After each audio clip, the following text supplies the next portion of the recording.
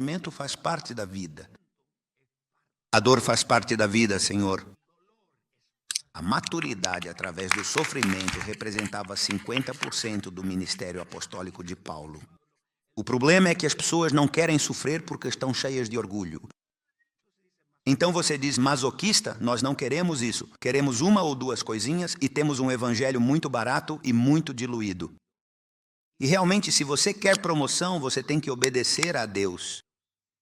Jesus fez do sofrimento o meio essencial, essa é a lei ancestral. A luta de Paulo estava intrinsecamente ligada ao sofrimento, e isso era 80% da sua luta, o sofrimento. Quanto Pablo realmente gastou? Eles continuaram, seu sofrimento era devido ao serviço militar. Os principados lutaram contra ele por causa do que ele carregava. Como é possível que as pessoas o amaldiçoem só por causa do que você carrega de Deus? Um homem que estava preso veio até mim aqui. Eles o colocaram na cadeia. E ele me odiava muito porque sua esposa se converteu aqui. E ele me odiava tanto que disse, ele me assistiu na televisão e disse à esposa dele, quando eu sair daqui, vou matá-lo. Mas eu nunca o vi. E por que ele me odiava? Pelo que cobro de Deus. Quando você carrega a presença de Deus, você desperta demônios. Os demônios ficam furiosos. Você não estava em um elevador e de repente a pessoa começou a xingar. Não foi a uma clínica e de repente as pessoas começam a xingar. Tudo estava em turbulência. Pelo que você carrega. Eles estão aqui, por favor, não se levante. Veja, Brea, o sofrimento de qualquer crente está ligado à sua vida justa e obediência. Por favor, continue. Qual é o propósito do sofrimento? Por que o Senhor permite que seus filhos passem? Como pessoas boas passam por coisas ruins. Como eu disse no livro de Deuteronômio, há 18 bênçãos para a obediência e 68 para a desobediência. Então ele diz, se vocês obedecerem, se quiserem e obedecerem, vocês comerão o fruto da terra. Então ele nos diz, escolha, obedeça ou desobedeça, e as coisas darão errado para você. Se você obedecer, você ficará bem. Por que o propósito? Qual é o propósito de você e eu passarmos por crises, problemas, desafios, sofrimento mental e emocional? E Deus permite isso, não porque Deus ordena, porque Deus não é mau por ordenar, mas Ele permite isso por uma razão. Porque Deus quer que trabalhemos em nossa obediência, em nossa maturidade, em nosso caráter. Agora veja o que diz. Primeiro, que podemos participar dos sofrimentos de Cristo. Para que você tenha uma ressurreição, primeiro você precisa morrer. Deus permite que circunstâncias maiores que você o empurrem e o levem a esse lugar. Número 2, conformando-nos realmente ao caráter, imagem e semelhança de Cristo. Esse é o nosso verdadeiro e maior chamado. Deus não está lá. A prioridade de Deus não é lhe prover um lar. A prioridade de Deus não é lhe dar um emprego ou curá-lo. A prioridade de Deus é mudar o caráter. Então Ele o cura e então Ele cuida dele. Então temos nossas prioridades invertidas, pensando que Deus, o que Deus tem é... Não, espere, Deus. O que saiu depois dessa crise? Você é mais humilde? Você é mais compassivo? Ou você está fazendo a mesma coisa? Se continuar fazendo coisa, não aprendeu. Deus permitiu que você passasse por essa crise, pela pandemia, pelos problemas conjugais e financeiros. Todas essas são crises. Tudo é uma crise, um problema, um desafio. Quantos de vocês têm desafios de fé? Se você não estiver exigindo crescimento, não haverá dor. Estou continuamente crescendo na fé, na minha fé, e assumindo novos e grandes desafios. Se Deus não me der uma, então eu a criarei. Eu crio um porque quero me desafiar a crescer. Quanto custa isso aqui na igreja? Deus permitiu que o problema conjugal fosse resolvido por meio de uma crise para que Cristo pudesse ser conformado à imagem. Para dizer às pessoas, você sabe que ele era tão instável antes e agora ele é uma pessoa estável. Ele agora é uma pessoa madura, uma pessoa que não xinga mais, que não mente mais. Há pessoas que acreditam nas próprias mentiras. E Deus diz, vou aliviar você com essa sua língua comprida. Diga a ele que eu darei a você. Amém, irmão. O maior propósito eterno de Deus é ser conformado à imagem de seu Filho Jesus. Todos nós passamos por experiências dolorosas para sermos conformados a Cristo. Ele quer te dar uma casa, sim. Ele quer te dar um mundo, tudo. Curar você, sim. Todos. Restaure sua vida, sim. Mas mais do que tudo, Ele quer que você seja como Ele. Como Ele pensa, como Ele fala. Que as pessoas vejam e te digam. O maior elogio que me fazem não é que me digam que bom pregador você é, glória a Deus por tudo isso, mas que me digam, uma vez um homem de Deus me disse, ele me disse, há algo em você que eu realmente admiro e é a sua grande humildade. Eu lhe disse, o maior elogio que você pode me fazer. Por quê? Porque a humildade, a Bíblia diz que sejamos humildes como Cristo. Não importa quanto dinheiro Deus lhe dê. Não importa quão famoso Deus o faça, tudo o que temos e tudo o que somos, devemos a Ele.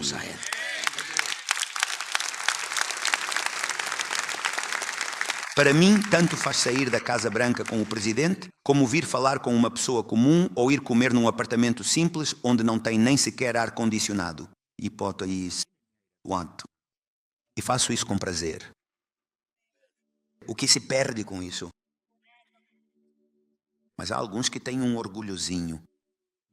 Olhe para quem está ao seu lado, por favor, e cheire, porque o orgulhoso é o último a perceber. É como um mau cheiro. Ninguém sabe que é orgulhoso até que alguém sinta o cheiro. Olhe para quem está ao lado e diga. Começa a cantar. Todos passamos por experiências dolorosas. Saímos mais amorosos, humildes, compassivos. O chamado supremo na vida é ser como Jesus. Como é Jesus? Amoroso? Compassivo. Como é Jesus? Humilde? Como é Jesus? Paciente? Oh, aleluia. Levante sua mão para o céu aí. Jesus vem por uma igreja madura que se parece com Ele. Amadurece o caráter. A maturidade do caráter é a capacidade de ver. Você é maduro quando vê como Cristo, quando fala como Cristo, quando sente como Cristo. Que sua esposa possa dizer, eu tenho outro homem em casa. Que seu esposo possa dizer, eu tenho outra mulher em casa.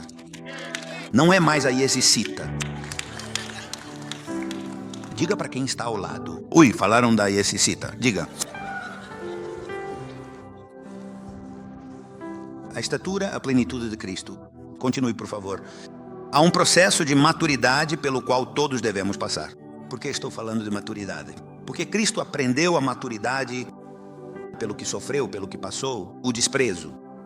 Sendo Deus, não o receberam. Seus próprios judeus, seu povo não o recebeu, o rejeitou. E você se irrita porque sua família o rejeita. Ame-os profundamente. Fale-lhes sobre Cristo. Amadureça espiritualmente. Não fique amargurado de forma alguma. Como o processo natural de maturidade, ser bebês e já começamos. Deus usa 3 métodos para nos levar à maturidade. O serviço, a experiência e o sofrimento. As pessoas. Continue. Qual é o propósito do sofrimento? Que nos pareçamos com Jesus. Qual é o propósito? Que participemos do que Deus sente e do que lhe dói. O que dói em Deus? Um dia desses Deus me disse, sofra comigo pelos imigrantes. E eu disse, Senhor, o que quer dizer? Ele me disse, fale, identifique-se, fale com o presidente sobre isso e ore por eles. Porque eu sou imigrante. Vocês estão aqui, igreja? Então eu sofro muito pelas almas. Quando vejo uma pessoa que não é salva, meu coração realmente dói profundamente. Porque esse é o sofrimento de Cristo. E o que Deus mais sofre é ver uma igreja imatura, instável. Uma igreja que não quer passar por nada, não faz um sacrifício. Se moro a 20 minutos da igreja, é muito longe. Vou mudar para a igreja que fica a 1 quarteirão, porque não querem fazer um sacrifício. Na hora da oferta, eu gastei $200 em sapatos. Mas na hora da oferta eu dou uma nota amassada. Deus tem que lidar com o nosso coração para que o coloquemos em primeiro lugar. Toda a igreja me diz amém? Número 2, por que Deus quer que passemos por crises, dores, circunstâncias difíceis? Para nos qualificar para sermos o remanescente, a igreja remanescente. Nem todos irão no arrebatamento. Nem toda a igreja irá no arrebatamento com Cristo. Será um remanescente. Nem todos receberão a transferência de riqueza. Nem todos serão a igreja gloriosa. E por que, apóstolo? Todas as crises produzem um remanescente. Quando houve uma crise em sua casa, ali se revelou quem é o remanescente. Quando houve uma crise na igreja, aqui se revelou quem é o remanescente. Quando houve uma crise no seu trabalho, alguém ali se revelou quem de verdade é o remanescente. A igreja diz amém? Em toda a Bíblia. E quem é um remanescente? Para que vocês vejam. O que é um remanescente na Bíblia, em toda a Bíblia? Um remanescente é o que resta depois que as pessoas, uma crise, um abalo, um sofrimento, provações, perseguição, uma catástrofe. O que é que sobrevive? Quem sobreviveu? Quem ficou? Como diz Ageu, capítulo 2, versículo 3. Quem ficou, que viu a primeira glória e que agora verá a glória posterior. Quem ficou? Quem ficou entre vocês? O remanescente é o que ficou depois de uma catástrofe. Depois que você passou pelo que passou, quem ficou? Um remanescente. Depois da pandemia, o Rei Jesus, só restou 60% da igreja, 40% não voltaram mais. E se você está aqui, é porque você é remanescente. Você sobreviveu à crise e superou toda a dor profunda. Com o que você passou, era para você ter enlouquecido. Com o que eu passei, de fato, era para eu estar completamente no hospital de doentes mentais. Mas apenas Deus. Poucos homens no mundo, no evangelho moderno atualmente, passaram por tudo o que eu realmente passei e sobreviveram. Muito, muito obrigado, Javier. O resto não me disse nada. Ok, vou dizer de novo. Poucos homens no mundo passaram pelo que eu passei e sobreviveram. Então, você está sendo pastoreado por um apóstolo remanescente, realmente assim. Que sabe o que é se firmar na verdade. Quem sabe o que é amarrando balas e amarrando demônios. Quem sabe como é lutar contra o espírito de Jezabel. Você sabe como é lutar contra a difamação, contra a perseguição. Quem sabe exatamente como é fazer isso? E eu concedo a mesma graça e o mesmo favor a você. Restante, grita remanescente. Diga remanescente. O que estamos dizendo, pessoal? Vamos adorar. Levante a sua mão para o céu. Um remanescente é aquilo que resta. Depois de uma grande e devastadora catástrofe, 30 milhões de pessoas morreram no mundo por causa da terrível pandemia e o restante se foi, não estão mais aqui conosco. Um remanescente, quanto mais a crise se intensifica, mais pessoas se afastarão de Deus. Pois a primeira coisa que fazem quando há uma crise é parar de servir, deixam de contribuir e começam a se afastar, deixam de orar e começam a sair da igreja. Afastando-se de Deus, milhares de pessoas estão desistindo hoje em dia, milhares estão se afastando da fé, milhares estão sendo enganados, deixando de servir a Deus, deixando de congregar, não vão voltar. Continue, por favor, abandonando seu chamado. Você passará pelo processo agora ou passará depois do arrebatamento. Há um remanescente que será processado antes que Cristo venha. Ele vai levá-lo.